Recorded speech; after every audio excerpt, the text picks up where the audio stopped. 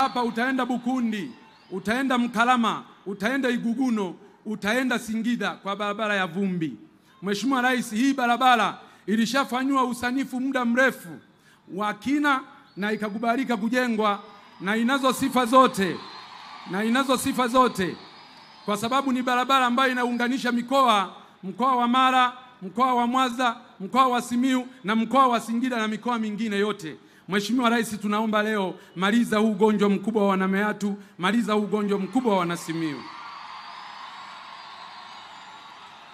Mheshimiwa Rais, ninaomba kwa niaba ya Wanameatu na kwa niaba ya wananchi wa jimbo la Kisesa, naomba ujenzi wa madaraja muhimu matatu.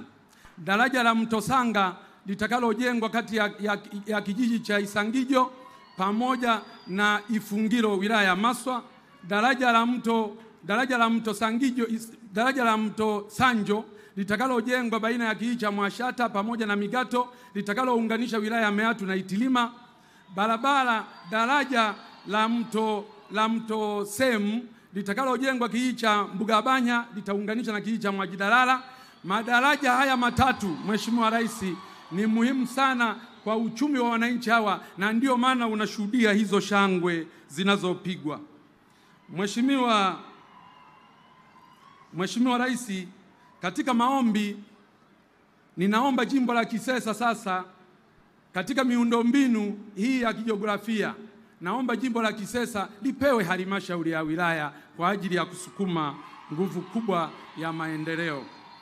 Mheshimiwa Rais, lakini jambo jingine ni hospitali, kituo cha afya cha Mwandoya.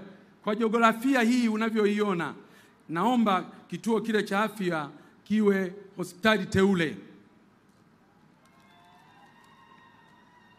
Mheshimiwa Rais, tunazo changamoto, nitataja chache, zingine tutapambana nazo na Mheshimiwa mkuu wa mkoa, mkuu wa wilaya, mkurugenzi mtendaji na watendaji wengine wa serikali. Lakini hizi tatu naomba kuzileta kwako, zimekuwa ni changamoto kubwa sana. Changamoto moja ni uvamizi mkubwa sana wa tembo katika wilaya nzima ya Meatu. Mheshimiwa Rais, umejenga kituo Ng'anga cha milioni 125 kwa ajili ya kudhibiti tembo. Mheshimiwa Rais, umejenga kituo cha kudhibiti tembo kijiji cha Marwiro milioni 80. Mheshimiwa Rais, kimeweka kituo pale Mbugabanya kwa ajili ya kudhibiti tembo, lakini kutokana na wingi huu wa tembo bado wanaua watu, tembo bado wanamaliza mazao ya wananchi yakiwa shambani na majumbani. Tatizo la tembo ni kubwa kwa wananchi hawa. Ombi kubwa Mheshimiwa Rais, kwa sababu uliridhia fedha zije na vituo vifunguliwe, tunaomba nguvu kubwa ya fedha kwa ajili ya kutekeleza mikakati tuliyoianzisha baina ya TAWA, halmashauri kwa ajili ya kupambana na hawa wanyamapori. Jambo la pili ni wafugaji wetu ambao walishashinda kesi mahakamani baada ya kuwa baada ya kushtakiana wakashinda kesi mahakamani, lakini mifugo yao hadi leo haijarejeshwa Mheshimiwa Rais, na hawa wananchi walishinda kesi mahakamani, na kwa sababu mahakama ndio mwamuzi wa mwisho, naomba sana kupitia kikao hiki na ninaileta hii rufaa kwako, wananchi hawa walipwe kwa sababu wanayo haki ya kulipwa fedha hizo. Ombi la tatu Mheshimiwa Rais, swala la ununuzi wa pamba kwa kutumia mnunuzi mmoja. Mheshimiwa Rais, mimi nakubaliana principally kwamba swala la ununuzi wa mnunuzi mmoja kwanza linatuondoa kwenye soko huria, lakini pili kunakuwa hakuna ushindani. Mnunuzi wa pamba unapokuwa na mnunuzi mmoja, akipata matatizo tu ya kifedha kidogo, wananchi hawa wanaenda kwenye AMCOS, wanaenda kwenye maeneo ya kuuza pamba, hakuna fedha. Kwa hiyo ukiwa na mnunuzi mmoja ni hatari sana. Sasa bahati nzuri waziri wa kilimo yuko hapa. Mfumo wote ule unaoanzishwa ni lazima usicompromise ushindani katika soko huria. Mfumo wote ule unaoanzishwa usilete usumbufu kwa watu waende kuuza pamba sokoni halafu wasikute pesa. Wakiwa wanunuzi wengi, huyu akiwa na changamoto ya fedha, huyu akiwa na changamoto ya fedha, huyu atakuwa nazo fedha. Kwa hiyo ukiwa na wanunuzi 5 huwezi kupata shida ya fedha. Mheshimiwa Rais, sisi kule Kisesa tunakudai. Na wale na maeneo mengine kote wanaosema wakudai zile fedha zihamishe kule zilete Kisesa, kwa sababu bado tuna mipango mingi ya maendeleo katika maeneo yetu. Sasa pongezi. Mheshimiwa Rais, umefanya makubwa. Na mimi leo nataka nikupongeze hapa. Nimekuwa nikikupongeza ukiwa mbali, hatuonani. Leo ana kwa ana nataka nizifikishe pongezi hizi kwako. Mheshimiwa Rais, mimi ni tofauti kidogo na viongozi wengine ambao wanazungumzia matumizi tu. Mimi naamini kwamba matumizi ni matokeo ya mapato. Mheshimiwa Rais, nakupongeza sana ulipoamua kuunda tume ya Rais ya maboresho ya kodi. Mheshimiwa Rais, hii tume hii wananchi wengi wanaweza kuona kama ni jambo la kawaida. Lakini ukweli ni kwamba tume hii inaenda kuwa mwarobaini wa matatizo yote tulio nayo.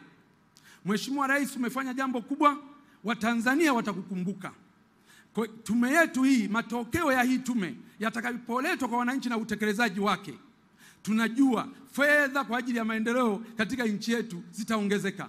Mapato yanayokusanywa leo, mimi na hapa Mpina, mapato yanayokusanywa leo na TRA pamoja na taasisi zingine za serikali yataongezeka mara 2 au zaidi.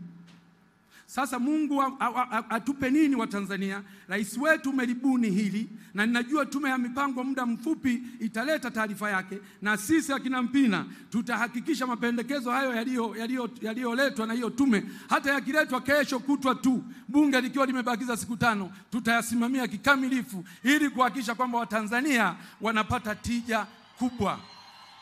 Tutakuwa tumetibu leo, tutapata fedha nyingi za maji, fedha nyingi za elimu, fedha nyingi za afya, fedha nyingi za kila mahala. Lakini Mheshimiwa Rais, wanawake wenzako katika sekta ya afya na Watanzania wote watakukumbuka kwa namna ulivyosimamia swala la afya. Umeenda kutembelea hospitali yetu pale, umeona huduma nzuri zinavyoendelea kutolewa.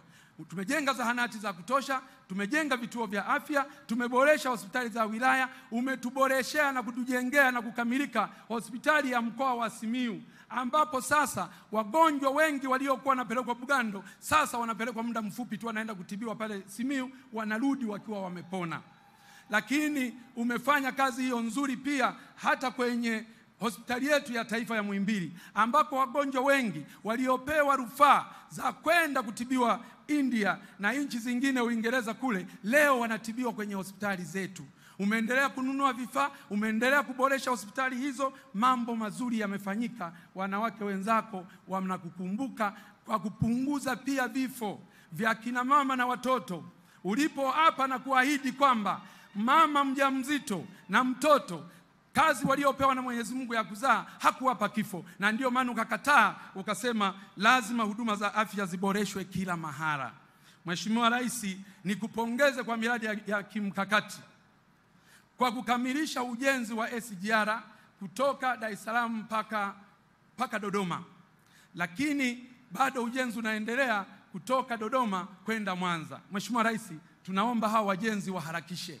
Wananchi hawa unavyowaona ni wakulima wakubwa wa pamba na mazao mengine, ni wafugaji wakubwa na mifugo yao mingi wanauzia Pugu Dar es Salaam. Tunaamini ile SGR ikikamilika, mifugo yetu tutapakilia tu pale Malampaka. Ng'ombe wetu tunawasafirisha wanafika kule wakiwa wamekonda na bei imeshuka. Sasa hivi kujengwa kwa treni ile na kubeba mizigo ile, tutaongeza bei. Kwanza tutasafirisha leo, kumsafirisha ng'ombe mmoja mpaka Dar es Salaam karibia 70,000, lakini ukipunguza na kushuka samani kwa kukaa muda mrefu njiani, unaweza ukazalisha fedha nyingine mpya 300,000 kwa ng'ombe mmoja. Lakini mazao ya pamba hivyo hivyo yataongeza bei kwa sababu tutasafirisha kwa gharama ndogo. Mheshimiwa Rais, umekamilisha bwawa la Mwalimu Nyerere lote, megawatts zote 2115. Tunakushukuru sana, Watanzania wanakushukuru sana. Tunajua viwanda vingi vitakuja kujengwa, wawekezaji wengi watakuja kujengwa, na hivyo utakuwa umetatua tatizo la kiuchumi la Watanzania. Utakuwa umetatua tatizo la ajira ya vijana wetu ambao wanasoma leo wanakosa ajira. Uwepo wa viwanda vingi na wawekezaji wengi, ajira kwa vijana zitapatikana. Najua unaenda kufungua daraja la Busisi, nalo limekamilika. Hongera kubwa kwako. Ujenzi wa MV Mwanza hapa kazi tu, na yenyewe imekamilika. Mheshimiwa, hongera sana. Nimalizie kwa pongezi kwa kusema tumefanya miradi mikubwa ya elimu, miradi mikubwa ya afya, miradi mikubwa ya maji, miradi mikubwa ya barabara, miradi mikubwa ya mawasiliano, miradi mikubwa ya umeme, miradi mikubwa ya kilimo na mifugo. Mheshimiwa Rais, ukifika jimbo la Mpina, ukiwa kwenye helikopta, ukiwa juu, utazani mwanamke kasuka twende Kilioni. Msuko wa twende Kilioni. Pamepasuliwa barabara kila sehemu. Pamepasuliwa barabara kila sehemu. Nadhani ni jimbo lako la kwanza Tanzania kwa ujenzi wa barabara bora kama hilo. Na tumeletewa kwenye barabara ni kama bilioni 7, kwenye maji bilioni 8. Na maji menyewe tumepiga hatua kweli kweli. Mheshimiwa Rais, changamoto ya muda. Umesema hapa mradi wa tabia ya nchi ule wa Ziwa Victoria. Mheshimiwa Rais, najua unakumbuka vizuri nikiwa naibu wako ofisi ya makamu wa rais muungano na mazingira. Mheshimiwa Rais, nilikuwa nakusogezea mafaili ya hilo. Tulianza zamani, na huo mradi uliuanza zamani, hujauanza ukiwa rais. Uliuanza ukiwa makamu wa rais, na nilikuwa nakusogezea mafaili ili huu mradi utekelezwe haraka wa maji kutoka Ziwa Victoria. Sasa huu mradi wetu unatekelezwa kwa awamu, wanakuja polepole mpaka pale Itilima. Alafu huku sisi baadaye. Mimi Mheshimiwa Rais, naomba hebu anze kuchimba tu kutokea Busega huko, wachimbe mpaka hapo kwa Mpina Mwandoya, waje wachimbe huko, waunganishe moja kwa moja kwa muda mfupi ili tuweze kupata maji kwa urahisi zaidi. Mheshimiwa Rais, nisipoteze muda wako, lakini niseme tu nilizunguka jimbo zima kusoma ilani. Nilipomaliza kusoma ilani kata kwa kata, wananchi wakasema, Mpina, kwa namna mlivyotekeleza ilani na Mheshimiwa Rais, basi sisi tunasema Samia aendelee. Wakasema tena Mpina aendelee. Na wakasema tena CCM iendelee. Kwa hiyo hata pale kwenye majina pale sina mashaka kwa ujumbe niliofikisha kutoka kwa wananchi hawa. Mheshimiwa Rais, asante sana, karibu sana Kisesa, asante sana.